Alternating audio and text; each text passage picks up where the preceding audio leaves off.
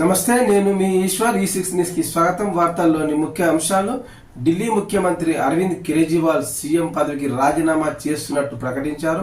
కేజ్రీవాల్ విసిరిన ఛాలెంజ్ ఢిల్లీ రాజకీయాలని హీటెక్కించింది. మద్యం పాలసీ కేసులో అరెస్టు అయి శనివారమే బెయిలుపై విడుదలైన కేజ్రీవాల్ సంచలన ప్రకటన చేశారు. 2 రోజుల్లో రాజీనామా చేస్తా, కొత్త ముఖ్యమంత్రిని ఎన్నుకుంటా, ప్రజాక్షేత్రంలో పోరాడి కడిగిన ముత్యంలా బయటికి వస్తా, మళ్ళీ ముఖ్యమంత్రి అవుతా. అరవింద్ కేజ్రీవాల్ విసిరిన ఓపెన్ ఛాలెంజ్ ఇది. ముఖ్యమంత్రి పదవికి రాజీనామా చేస్తానని కేజ్రీవాల్ ప్రకటిస్తే వద్దు వద్దంటూ అభిమానులు నినాదాలు చేశారు. ఆమ్ ఆద్మీ కార్యకర్తలు కానీ దోషిగా పడ్డ మరకను తుడిచి వేసుకోవాలని నిర్దోషిగా నిరూపించుకునేంత వరకు ఈ పదవి నాకు వద్దు అన్నారు.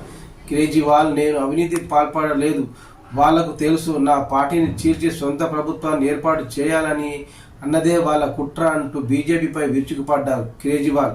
ఈ నిర్ణయాన్ని సామాజిక కార్యకర్త అన్నా హజారే స్పందించారు. అరవింద్ కేజ్రీవాల్ రాజకీయాల్లోకి రావడానికి ముందే తాను నిరాకరించానని అన్నారు. రాజకీయాల్లోకి వెళ్ళవద్దని, సమాజ సేవ చేయాలని, దాంతో గొప్ప వ్యక్తి అవుతావు అని సూచించినట్టు తెలిపారు. ఎన్నో ఏళ్లుగా ఇద్దరం కలిసి ఉన్నామని తెలిపారు.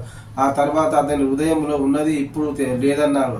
ఎక్సైజ్ పాలసీ సంబంధించిన అవినీతి కేసులో శుక్రవారం తిహార్ జైలు నుంచి బెయిలుపై విడుదలైన కేజ్రీవాల్ మరికొద్ది రోజుల్లో ఆమ్ ఆద్మీ పార్టీ సమావేశం ఉంటుందని చెప్పారు. ఎమ్మెల్యేలను, పార్టీ నేతలను కలిసి ఓ నేతను ముఖ్యమంత్రిని ఎన్నుకుంటా. ఫిబ్రవరిలో ఢిల్లీ ఎన్నికలు జరగాల్సి ఉందని, అయితే నవంబర్లో మహారాష్ట్రతో పాటు దేశ రాజధాని కూడా ఎన్నికలు నిర్వహించాలని డిమాండ్ చేశారు.